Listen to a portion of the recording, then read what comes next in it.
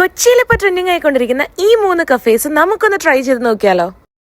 ആദ്യം തന്നെ നമ്മൾ പോയത് നമ്മുടെ കളമശ്ശേരിയിലുള്ള GVQ എന്ന് പറഞ്ഞ ഈ ഒരു കഫേയിലേക്കാണ്. സോ ബേസിക്കലി ഇവരെ വിളിക്കുന്ന പേര് ടൈം കഫേ എന്നാണ്. അവിടെ നമ്മൾ സ്പെൻഡ് ചെയ്യുന്ന ടൈമിനാണ് അവിടെ ചാർജ് വരുന്നത്. മണിക്കൂറിന് ഒരാൾക്ക് 150 രൂപയും പിന്നെ വരുന്ന ഓരോ മിനിറ്റിന് ഓരോ രൂപയാണ് അവിടെ ചാർജ് വരുന്നത്. അവിടുത്തെ ഫുഡ് എക്സ്പ്ലോർ ചെയ്യണമെന്നുള്ള തോട്ടിൽ പോവാണ്ട് അവിടെ പോയി കുറച്ച് സമയം സ്പെൻഡ് ചെയ്യാനും ഫ്രണ്ട്സുമായിട്ട് സംസാരിച്ചിരിക്കാനും അല്ലെങ്കിൽ വർക്ക് ചെയ്യാനൊക്കെയാണ് it's the best. Second one is Gaia. ഇത് നമ്മുടെ കാക്കനാടാണ് എക്സാക്ട് ലൊക്കേഷൻ വരുന്നത്. കൊച്ചിയിലെ ദ മോസ്റ്റ് ബ്യൂട്ടിഫുൾ ലോഞ്ച് എന്ന് വേണമെങ്കിൽ നമുക്ക് ഗായനെ വിശേഷിപ്പിക്കാം.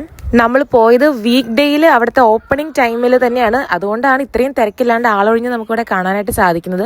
അല്ലാത്ത പക്ഷം നമ്മൾ സീറ്റ് ബുക്ക് ചെയ്തിട്ട് മാത്രമാണ് കേട്ടോ പോവുക. കോക്ടെയിൽസ് ഉൾപ്പെടെ അവൈലബിൾ ആയിട്ടുള്ള മെനു ആണ് അവിടത്തേത്.